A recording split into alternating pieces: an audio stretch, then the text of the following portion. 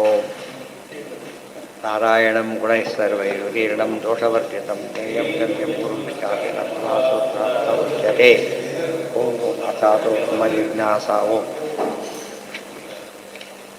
ಎಷ್ಟೋ ಸರ್ತಿ ನಮ್ಮಿಂದ ಪ್ರೇರಣೆ ಮಾಡೋಕ್ಕೆ ಬರೋದಿಲ್ಲ. ಬಾಯಿ ಮಾತೆಲ್ಲ ಸಪೋರ್ಟ್ ಕೊಟ್ಬಿಟ್ರೆ ಅದೇ ಒಂದು ಒಳ್ಳೆಯ ಕಾರಣ ಆಗುತ್ತೆ. ಅದು ಮಾಡೋದಿಲ್ಲ ತುಂಬ ಜನ. ಅದು ಆ ಸಮಯದಲ್ಲಿ ಏನು ಮಾಡೋಕ್ಕೆ ಸಾಧ್ಯ ಇದೆ?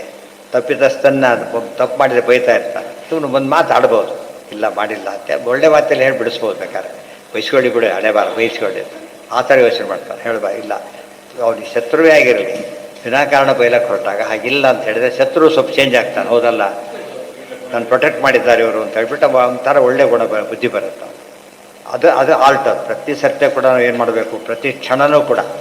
ಇವತ್ತು ವ್ಯಾಪಾರಿ ಸಾಯಂಕಾಲಕ್ಕೆ ನೋಡ್ತಾರೆ ಅಷ್ಟೇ, ಪ್ರತಿ ಇದು ಪುಣ್ಯ ಬಂತು ನಮ್ಗೆ ಗೊತ್ತಾಗ್ಬಿಡುತ್ತೆ. ಅದು ಗುರುತು ಇಂಪಾರ್ಟೆನ್ಸ್ ಅಂದರೆ ಮನಸ್ಸಿಗೆ ಒಂಥರ ಆಯಿತು, ಉಲ್ಲಾಸ ಸಿಗುತ್ತೆ. ಮನಸ್ಸಿಗೆ ಉಲ್ಲಾಸ ಸಿಕ್ತು ಅಂದರೆ ಪುಣ್ಯ ಕಾರ್ಯ. ಅದು ಆಮೇಲೆ ಇವು ಮಾಡಬಾರ್ದು ಅನ್ಕೋ ಅಲ್ಲಿ ಹೋಯ್ತು ಬಂದಿದೆ ಅಂತ. ಈಗ ಮುಂದಿನ ಪ್ರಶ್ನೆ ಶುರುವಾಯಿತು. ಏನಂತ ಬಂದೆ ಬಂದೆ ಬಂದೆ ಬಂದೆ ಅಧ್ಯಯನ ಮಾತ್ರವತಃ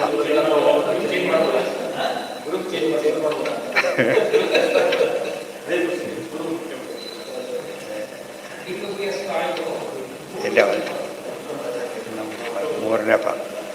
ಮೂರನೇ ಪಾದ ಇನ್ನು ಅದಲ್ಲ. ಬಂದೆ ಬಂದೆ ಅದೇ ಹುಡುಕ್ತಾ ಇರೋದು. ಹಾಂ, ಪೂರ್ವವಿಕಲ್ಪ ಪ್ರಕರಣ ಸ್ಯಾತ್ ಕ್ರಿಯಾ ಮಾನಸವತ್ವ ಅದಕ್ಕೆ ಹೇಳ್ತಾರೆ. ತುಂಬ ಇಂಪಾರ್ಟೆಂಟ್. ಅನೇಕ ಪ್ರಶ್ನೆಗಳಿಗೆ ಉತ್ತರ ಅದು.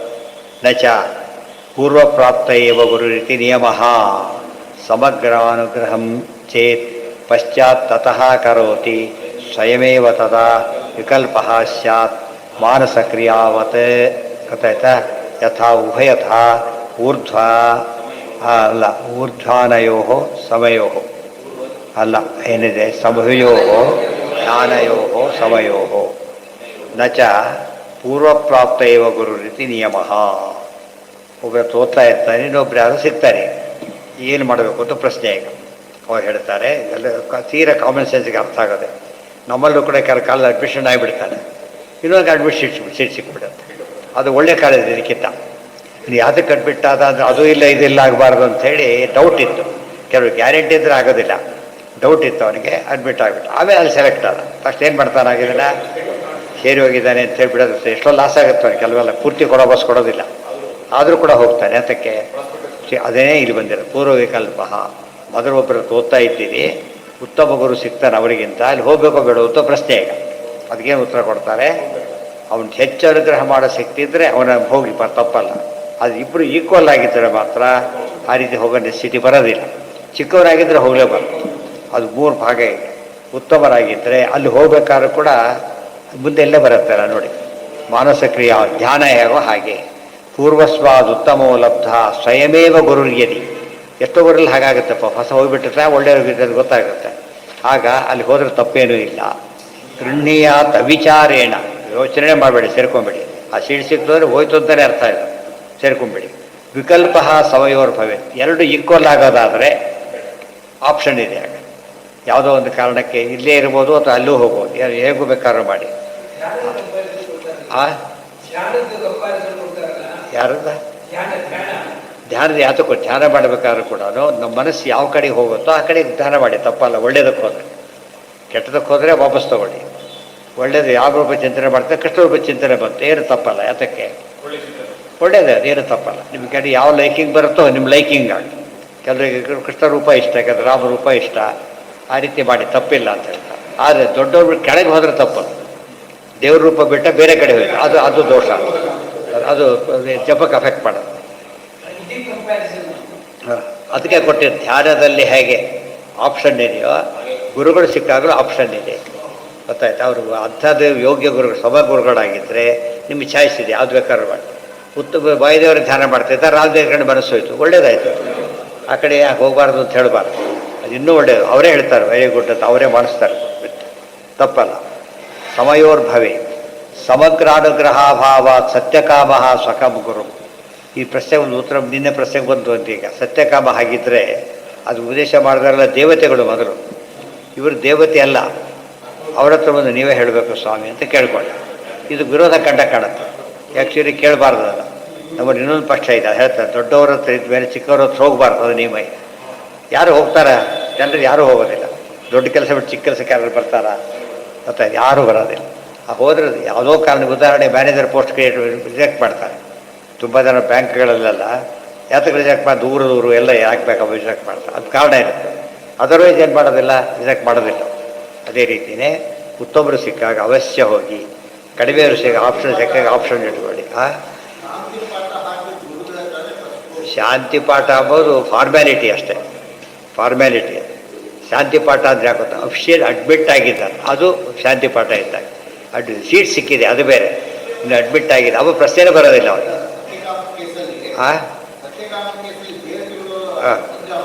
ಅಲ್ಲ ಶಾಂತಿ ಪಾಠ ಅಲ್ಲ ಶಾಂತಿ ಅದು ಉತ್ತರ ಕೊಡ್ತಾ ಇಲ್ಲ ಸರ್, ಆ ಉತ್ತರ ಕೊಡ್ತಾ ಇಲ್ಲ.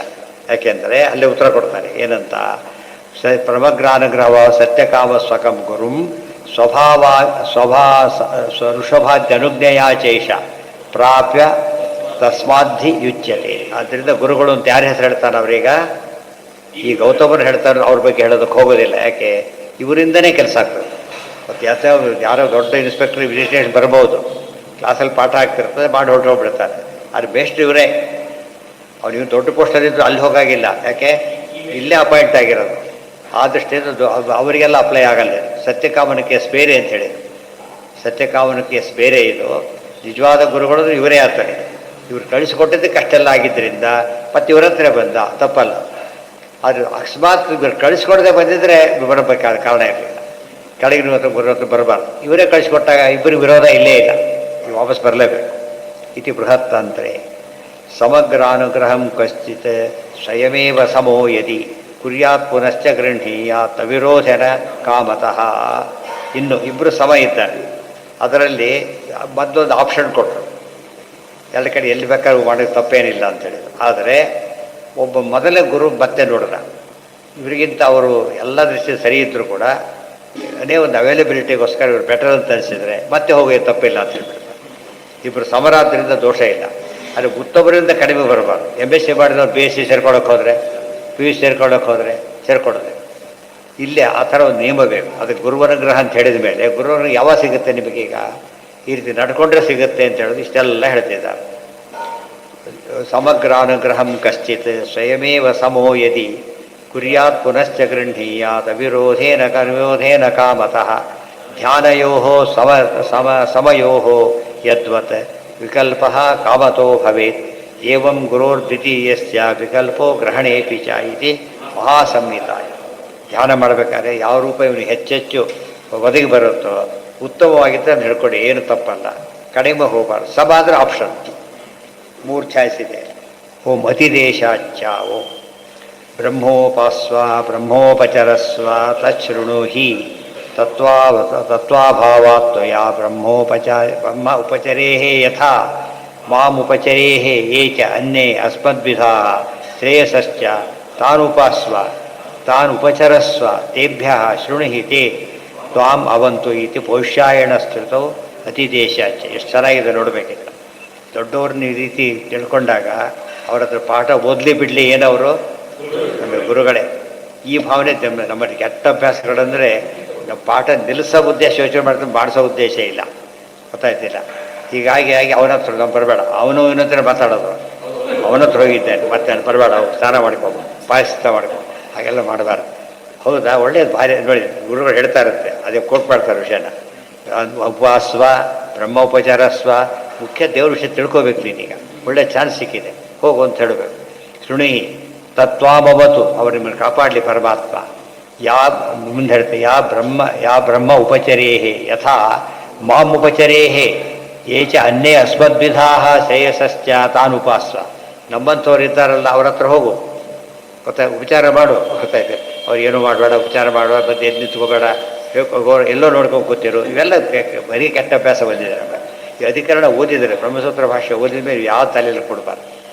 ದೊಡ್ಡವರೇ ಅದಕ್ಕೆ 12 ಸ್ಪಷ್ಟ ಹೇಳ್ತಾರೆ, ನಮಗೆ ಪಾಠ ಹೇಳಲಿ ಬಿಡಲಿ, ಅವ್ರು ನಮಗಿಂತ ಜ್ಞಾನ ಭಕ್ತಿ ಶ್ರೇಷ್ಠರಿದ್ದರೆ ಏನಂತ ಅರ್ಥ? ಅವರು ಗುರು ಅಂತಲೇ ಅರ್ಥ. ಸಾಕ್ಷಾತ್ ಗುರು ಕೊಡೋ ಸ್ವಲ್ಪ ಡಿಫ್ರೆಂಟ್ ಆಗ್ಬೋದು, ಅದು ಬೇರೆ ಮಾತು. ಬಟ್ ಗುರುತ್ವ ಎಸೆತ್ ಇಬ್ಬರಿಗೂ ಇದೆ, ಅದನ್ನು ಎಂದೂ ಬಿಡಾಗಿಲ್ಲ ಅಂತ ಹೇಳ್ತಾರೆ. ಸೋತ್ತಮ ಗುರಭ ಪ್ರೋಕ್ತ ಬ್ರಹ್ಮಾಂತ ಉತ್ತರೋತ್ತರ. ಸ್ವಾಗುತ್ತಮರಾಗಿಬಿಟ್ರೆ ಬೋದು, ಅವ್ರ ಗುರು ಆಗೇ ಬಿಡ್ತಾರೆ. ಅವತ್ತೇ ಫಸ್ಟೇ ನೋಡಿದ್ರು ಕೂಡ ಅವ್ರ ಗುರುವೇ, ಏನೂ ಹೇಳ್ಕೊಟ್ಟಿಲ್ಲ. ಹಾಂ, ಜೊತೆ ಟೀಕಾರಾಯರನ್ನ ಗುರುಗಳಲ್ಲ, ಯಾಕೆ ಅವರೇ ಪಾಠ ಹೇಳ್ಕೊಟ್ಟಾರೆ ಅವ್ರಿಗೆ. ಈಗ ಬರೆದಿರು ಪಾಠ ಅವ್ರಿಗೆ ಅಂತ ಕೂತ್ಕೊಂಡು ಪಾಠ ಹೇಳಿದ ಮೇಲೆ ಆಟೋಮೆಟಿಕಲಿ ಇವರಿಗಿಂತ ದೊಡ್ಡ ಇವರು ಆಗಲೂ ದೊಡ್ಡ ಹೇಳಿದ್ಮೇಲೆ ಯಾರು ದೊಡ್ಡವರಾದ್ರೆ ಈಗ ಟೀಕಾರಾಯ ದೊಡ್ಡವರಾದ್ರೆ ಹೊರತು ಆಗೋದೆ. ನಮ್ಮ ಜನ ಹಾಗಲ್ಲ, ಅದು ಸುಮ್ಮನೆ ರೆಫರೆನ್ಸ್ ಇಟ್ಟುವ ನೀನೇ ದೊಡ್ಡವರು ಹಾಗೆಲ್ಲ ಮಾಡಬಾರ್ದು. ಅವ್ರ ರೆಫರೆನ್ಸ್ ಬಂದಿರೋದಕ್ಕೋಸ್ಕರ ಇನ್ನೂ ಕೆಲವರು ಇರ್ತಾರೆ, ಯಾವುದೋ ಒಂದೊಂದು ವಿಷಯ ಭಾಳ ಲೈಕ್ ಆಗುತ್ತೆ. ಅಷ್ಟರಿಂದ ಗುರುತ್ವ ಒಂದು ರೀತಿ ಬರುತ್ತೆ, ಯಾರೇ ಒಂದು ಬೈಂಡಿಂಗ್ ಅಲ್ಲ, ಅವ್ರ ಮೇಲೆ ಡಿಪೆಂಡ್ ಆಗುತ್ತೆ. ಹೌದಾ, ಸರಿ, ಆ ರೀತಿ ಮಾಡೋದು ಬೇರೆ. ಆದರೆ ದೊಡ್ಡವರಾಗಿದ್ದರೆ ಏನು ಹೇಳ್ಕೊಡೋದೇ ಹೋದರೂ ಕೂಡ ಅವ್ರ ಗುರುತ್ವ ಹೋಗೋದೇ ಇಲ್ಲ. ಇವೆಲ್ಲ ಗೊತ್ತಾದರೆ ಸಮಾಜ ಮುಂದುವರಿಯುತ್ತೆ. ಅದಕ್ಕೆ ಬಹಳ ಜನ ಪೂರ್ತಿ ಪಾಠ ಹೇಳೋದಿಲ್ಲ, ಇವೆಲ್ಲ ಗೊತ್ತಾಗ್ಬಿಟ್ರೆ ಕಷ್ಟ ಅಂತೇಳಿ ಪ್ರತಿಯೊಂದು ನಿಲ್ಲಿಸ್ಬಿಡ್ತಾರೆ. ಅದು ಅವಾಯ್ಡಿಂಗ್ ಟ್ಯಾಕ್ಟಿಕ್ಸ್, ಅದು ಮಾಡಬಾರ್ದು. ಎಲ್ಲರೂ ಹಾಗಿಲ್ಲ, ಒಂದು ಟ್ರೆಂಡ್ ಅದು. ನಾವು ಗುರು ಅನ್ಸ್ಕೊಂಡ್ಮೇಲೆ ಯಾರು ಹೋಗ್ಬಿಟ್ಟು ಹೋಗಬಾರ್ದು, ಬಂಧನ ಬಿಟ್ಟವ್ರೆ ನರಕಕ್ಕೆ ಹೋಗ್ತೀಯ, ಹೀಗೆಲ್ಲ ಮಾಡಬಾರ್ದು. ಜ್ಞಾನಕ್ಕೆ ಕೃಪೆ ಹೊರಟಾಗ ನರಕಕ್ಕೆ ಹೇಗೆ ಹೋಗ್ತಾರೆ ನೀವು ಮಧ್ಯೆ? ಅವ್ರು ಕೆಲವರು ಇರ್ತಾರೆ, ಬಟ್ ಚೇಂಜ್ ಮಾಡೋದು ಅವ್ರಿಗೆ ಹ್ಯಾಬಿಟ್. ಇಲ್ಲೊಂದು ದಿವಸ ಅಲ್ಲಿಂದ ದಿವಸಕ್ಕೂ ಎಲ್ಲ ಬಿಟ್ಟು ಕೂತ್ಬಿಡ್ತಾರೆ ಕೊನೆಗೆ. ಅದು ಅಂಥದ್ದನ್ನು ನಾವು ಬೈಬೇಕೆ ಹೊರತು ಯಾವುದಕ್ಕೆ ಬೈಬಾರ್ದು. ಇಲ್ಲೇ ದೂರ ಟ್ರಾನ್ಸ್ಫರ್ ಆಯ್ತಪ್ಪ ಪಾಪ, ಅಲ್ಲೊಬ್ಬ ಗುರು ಇದ್ದ, ಅವ್ರ ಹತ್ರ ಹೋಗು, ಹೇಳಬೇಕು ಪಾಠ ನಿಲ್ಲಿಸ್ಬಿಡ್ಬೇಡ, ಹೋಗು. ಇಲ್ಲಿ ಬಂದ ಮತ್ತೆ ಬಾ, ಅವರು ಕೂಡ ಸಂತೋಷಪಡ. ಹಾಗೆ ಹೇಳಿದಾರಾ, ಸರಿ, ಎಲ್ಲವರು ಮತ್ತೆ ಅಲ್ಲಿ ಹೋಗೋದು. ಅವರು ಹೇಳ್ತಾರೆ ಹೋಗಬೇಡ, ಅವನು ಹೋಗಬೇಡ ಅಂತ ಹೇಳಿ. ಹಾಗೆಲ್ಲ ಮಾಡಬಾರ್ದು. ಜ್ಞಾನ ಮುಖ್ಯ ಅಂತ ಅರ್ಥ ಮಾಡ್ಕೊಂಡ್ಮೇಲೆ ಸರಿ ಹೇಳ್ತಾರೆ, ಅದು ತಪ್ಪು ಹೇಳ್ತಾರೆ ಹೋಗಬೇಡ, ಅದು ಕರೆಕ್ಟ್. ಅದಕ್ಕೆ ಹೋಗಬೇಡ, ಇದು ಬದ್ದು ಕಳ್ಕೊಂಡ್ಬಿಡ್ತೀವಿ ನೋಡ, ಆಮೇಲೆ ಅದು ಬೇರೆ. ಅಸೂಯೆಯಿಂದ ಹೇಳ್ತಾರೆ, ಅದು ಮಾಡಬಾರ್ದು. ನನ್ನಂಥವ್ರು ಇದ್ದಾರಲ್ಲ ಹೇಳ್ತಾರೆ, ನಮ್ಮಂಥವ್ರು ಇದ್ದರೆ ಹಾಂ, ಈ ಗುರು ಹೇಳ್ತಾರೆ ನೀನಕ್ಕೆ ಹೋಗ್ತೀಯಲ್ಲ ಅವಶ್ಯ ಹೋಗು, ತಪ್ಪಲ್ಲ, ನಮ್ಮಂಥವ್ರ ಹತ್ರ ಹೋಗು. ವೈಷ್ಣವ ದೀಕ್ಷೆ ಇರಬೇಕು ಫಸ್ಟ್ ಅವರಿಗೆ, ಪೂರ್ವಪಕ್ಷ ಹೇಳೋರಾಗಬಾರ್ದು, ಸಿದ್ಧಾಂತ ಹೇಳೋರಾಗಬೇಕು, ಅದ್ರ ಅವನಿಗೆ ಒಲವಿರಬೇಕು, ಅಂಥವ್ರ ಹತ್ರ ಹೋಗು. ಹಾಂ, ಈ ಮೊದಲನೇ ಗುರುಗಳು, ಮೊದಲನೇ ಗುರು ಯೋಚನೆ ಮಾಡಬೇಡ ಅಂತ ಆಶ್ವಾಸ ಕೊಟ್ಟು ಕಳಿಸ್ತಾರೆ. ಆಯಿತಾ, ಭಾಳ ಇಂಪಾರ್ಟೆಂಟ್. ಎಷ್ಟೋ ಊರಿಗೆ ಹೋದಾಗ ಅಲ್ಲಿದ್ದಾರೆ ಓದಕ್ಕಂತ ಇಷ್ಟೊತ್ತಿ ಎಲ್ಲ ಓದಿರಿ ಅಂತ ಹೇಳೋ ಇವರೇ ಹೇಳ್ತಾರೆ ಕೆಲಸಲ್ಲ, ನಮ್ಮ ಶಿಷ್ಯ ಬರ್ತಾರೆ ಹೇಳ್ಕೊಡಿ ಅಂತ ಹೇಳ್ತಾರೆ, ಏನೂ ತಪ್ಪಲ್ಲ. ಯಾಕಂದರೆ ಅವ್ರು ಉದ್ಧಾರ ಇಬ್ಬರು ಬೇಕಾದ್ರೆ ಗೊತ್ತಾ, ಇವರು ಇಬ್ಬರಲ್ಲೂ ಪರಸ್ಪರ ಪ್ರೀತಿ. ಮತ್ತೆ ಅವ್ರೇನು ಮಾಡ್ತಾರೆ, ನಮ್ಮ ಶಿಷ್ಯ ಅವ್ರು ಹೇಳ್ಕೊಡಿ ಅಂತ ಅವ್ರು ಹೇಳ್ತಾರೆ, ಇಬ್ಬರು ಜ್ಞಾನ ಬೆಳೆಯುತ್ತಾರೆ. ಇವರು ಕ್ಲೋಸು ಅವನು ಕ್ಲೋಸ್ ಮಾಡಿಬಿಟ್ರೆ ಏನರ್ಥ? ನಮ್ಮಲ್ಲಿ ಅದೇ ಜಾಸ್ತಿ, ಪಾಠ ಪ್ರವಚನಕ್ಕಿಂತ ಡಿವಿಷನ್ ಮಾಡೋ ಅಭ್ಯಾಸನೇ ಭಾರಿ ಜಾಸ್ತಿ. ಆದ್ದರಿಂದ ಕೊನೆಗೆ ಸವಾಸರ ಬಿಟ್ಬಿಟ್ರು, ಓದ್ದೇ ಇರೋದೇ ವಾಸಿ. ಇಷ್ಟೆಲ್ಲ ಗಲಾಟೆ ಮಾಡಿ ಶಾಪ ತೊಗೊಳೋದಕ್ಕಿಂತ ಯಾವುದು ವಾಸಿ? ಓದ್ದೇ ಇರೋದೇ ವಾಸಿ ಅಂತ.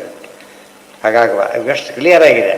ಶ್ರೇಯಸಶ್ಚ, ಅವ್ರೇನಾಗಿರಬೇಕು, ನಮ್ಮಂಥವ್ರಾಗಿರ್ಬೇಕು, ಒಳ್ಳೆಯವರಾಗಿರ್ಬೇಕು. ತಾನು ಉಪಾಸ್ವ, ಅವ್ರ ಆರಾಧನೆ ಮಾಡು, ತಾನು ಉಪಚರಸ್ವ, ತೇಭ್ಯ ಶೃಣುಹಿ ತೇ ತ್ವಾಂ ಅವಂತು, ಅವರಿಂದ ಕೇಳ್ಕೋ, ಅವ್ರು ನಿಮ್ಮನ್ನು ಕಾಪಾಡಲಿ ಅಂತ ತಿಳ್ಕೊ. ವಿಶ್ವಾಸಪೂರ್ವಕ ಟಿ ಸಿ ಕೊಡ್ತಾರಲ್ಲ ಬೇರೆ ಕಡೆ ಹೋದಾಗ, ನಾ ಟಿ ಸಿ ಕೊಡೋದಾಗ ಕೂತ್ಕೊಂಡ್ರೆ ಏನಾಗುತ್ತಾಗ?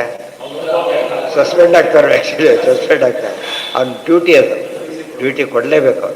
ಅಕಸ್ಮಾತ್ ತಪ್ಪಿರಬಾರ್ದ್ರೆ ಅದನ್ನು ಪ್ರೂವ್ ಮಾಡಿಬಿಟ್ರೆ ಹೋದ ಮತ್ತೆ ಅವರು ಜನರಲಿ ಏನು ಮಾಡಿಬಿಡ್ತಾರೆ, ಫಾರ್ಮ್ಯಾಲಿಟಿ ಅದು ಅಂತಷ್ಟೇ, ಅದಿರಬೇಕು. ಅಲ್ಲಿ ಓದಿದ್ದಕ್ಕೆ ಒಂದು ಕನ್ಫರ್ಮೇಷನ್, ಮತ್ತು ಇದು ಕ್ಯಾರೆಕ್ಟ್ರಿಗೆ ಒಂದು ಸರ್ಟಿಫಿಕೇಟ್ ಎರಡಾಗತ್ತೆ. ಆದ್ದರಿಂದ ಅದು ಬೇಕು. ಅದು ದುರ್ಲಾಭ ಪಡೀಲಿಕ್ಕೆ ಉಪಯೋಗಿಸ್ಬಾರ್ದು ಅದನ್ನು, ಅದು ಹೆಲ್ಪಿಂಗ್ ಅಷ್ಟೇ. ಏನ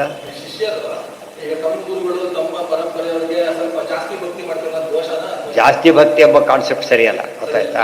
ಅವ್ರ ಯೋಗ್ಯತೆ ತಕ್ಕಂತೆ ಭಕ್ತಿ ಕರೆಕ್ಟ್. ತಿರುಪತಿ ಇದ್ದಾರೆ ಇವತ್ತು, ಅವ್ರು ವಾಯುಸ್ಥಿತಿ ಹೇಳೋರು ಅವ್ರ ಮೇಲೆ ಜಾಸ್ತಿ ಭಕ್ತಿ ಮಾಡಲೇಬೇಕು, ಇಲ್ಲದವ್ರ ಫಲ ಬರೋದೇ ಇಲ್ಲ. ಅದು ತಪ್ಪಲ್ಲ. ಅವ್ರ ಜಾತಿಗಳೆಲ್ಲ ಪೀಠಾಧೀಶರೆಲ್ಲ ಏನೂ ಅಲ್ಲ, ಆದರೆ ವಾಯುಸ್ಥಿತಿ ಹೇಳ್ತಿರೋದೇ ಅವರು. ಅವ್ರು ಸಹಜವಾಗಿ ಎಲ್ಲಿ ಹೋಗೋದು ಭಕ್ತಿ. ಎಷ್ಟೊಂದು ಹೇಳಿದ್ದೀನಿ ನಾನು, ವಿಜಯದ ದೊಡ್ಡ ಜ್ಞಾನಿಗಳು, ವಿಜಯದ ಭಾಗವತ ಟಿಪ್ಪಣಿ ಬರೆದವರು ತಿರುಗು ಬಿಡ್ತಾರೆ, ನಮಸ್ಕಾರ ಬಿಡ್ತಾರೆ, ಗ್ರಂಥದೊಳಗೆ ಬರೀತಾರೆ. ಅವ್ರು ನಮಸ್ಕಾರ ಮಾಡಿ ಬರೀತಾರೆ ಗೃಹಸ್ಥರಿಗೆ. ಇದು ಯಾಕೆ? ಅವರಿಂದ ಜ್ಞಾನ ಬಂದಿದೆ, ಅದು ಆ ಲೆವೆಲ್ ಬೇರೆ.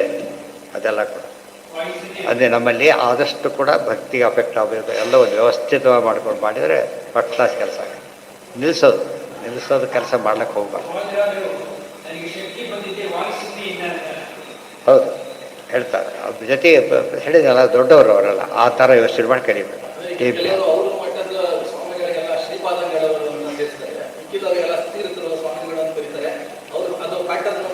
ತಪ್ಪದು ಹೇಳಿದ್ದು, ತಪ್ಪದು ಹೇಳಬಾರ್ದು, ಹಾಗೆಲ್ಲ ಗೊತ್ತಾಯ್ತಾ? ಹಾಗೆ ತಪ್ಪು ಆಗುತ್ತೆ. ಸಮಾನ ಸ್ಕಂದರೆಲ್ಲ ಎಷ್ಟೋ ಸರ್ತಿ ಒಳ್ಳೆಯವ್ರು ನೋಡಿದ್ದೀನಿ ನಾನು ಪಾಪ, ಅವರೆಲ್ಲ ಬಂದು ಮೊದಲು ಅವ್ರಿಗೆ ನಮಸ್ಕಾರ ಮಾಡು ಪಾಪ ಅಂತ. ಅಂದರೆ ಅಷ್ಟು ಯಾಕೆ ತಮ್ಮ ಇದ್ದರೂ ಕೂಡ ಅತಿಥಿಗಳು ಬಂದಿದ್ದಾರೆ ಮಾಡು, ಅದು ದೊಡ್ಡ ಇದು. ಅದೆಲ್ಲ ಕಲ್ತ್ಕೊಂಡ್ರೆ ಅದು ವೈಷ್ಣವರಲ್ಲಿ ಪರಸ್ಪರ ಪ್ರೀತಿ ವಿಶ್ವಾಸ ಇರಬೇಕು. ಕೊಲೀಗ್ಸಲ್ಲಿ ಹಾಗಿರಬೇಕು ಈಕ್ವಲ್ ಆದಾಗ. ಇಲ್ಲದೆ ಹೋದರೆ ಹೆಚ್ಚು ಗೌರವದಿಂದ ನೋಡಬೇಕು. ದ್ವೇಷಾದಿಗಳಲ್ಲಿ ಏನಿದ್ರು ಕೂಡ ದೇಶದ್ರೋಹಿಗಳ ಬಗ್ಗೆ ಹಾಗೆ ಕಂಡವರೆಲ್ಲ ದ್ವೇಷ ಮಾಡ್ಲಿಕ್ಕೆ ಹೋಗಬಾರ್ದು. ಐತಿ ಯಾವುದೊಂದು ಪದಾರ್ಥ ಸಿಕ್ತು, ನಾ ಏನು ನೋಡ್ದೆ ಕೊಡೋ ಪದಾರ್ಥ ಇತ್ತು ಕೊಟ್ಬಿಡಿ, ಏನು ತಪ್ಪಲ್ಲ. ಆದರೆ ಗೋವು ಕೊಡೋದು, ಗೋವಿನ ಪದಾರ್ಥ ಕೊಡಿ ವ್ಯತ್ಯಾಸ ಇರೋದು. ನಾಯಿನೊಂದು ಪ್ರಾಣಿ ಬದುಕಬೇಕು, ಅದು ಆ ಗೋವಿನ ನೋಡೋರ ರೀತಿ ಅಲ್ಲ ಅದು. ಬಟ್ ಅದಕ್ಕೆ ಕೊಡೋ ಪದಾರ್ಥ ಎಂದಿದೆ ಕೊಟ್ಬಿಡ್ತಾರೆ, ಅದು ಖುಷಿಯಿಂದ ಅದು ಹೋಗುತ್ತೆ. ಒಟ್ಟಿನ ಮೇಲೆ ನಮ್ಮಿಂದ ಏನಾದರೂ ಇನ್ನೊಬ್ಬರಿಗೆ ಸಂತೋಷ ಪಡೋಕ್ಕೆ ಸಾಧ್ಯವಾದರೆ ಆದಷ್ಟು ಮಾಡಿ, ಬಿಡ್ಲಕ್ಕೆ ಹೋಗಬೇಡಿ. ಅಥವಾ ನಿಮ್ಮ ಕೈಲಾಗದ್ರೆ ಇನ್ನೊಬ್ರಿಗೆ ಹೇಳಿ ಮಾಡಿಸಿ. ನಚ ಮುಂದಿನ ವಿಷಯ ಹೇಳ್ತಾರೆ, ಅಧಿಕರಣ ಮುಗಿತಾರೆ. ಮುಂದೆ ಹೇಳ್ತಾರೆ ನೋಡಿ ನಾಳೆ ದಿವಸ.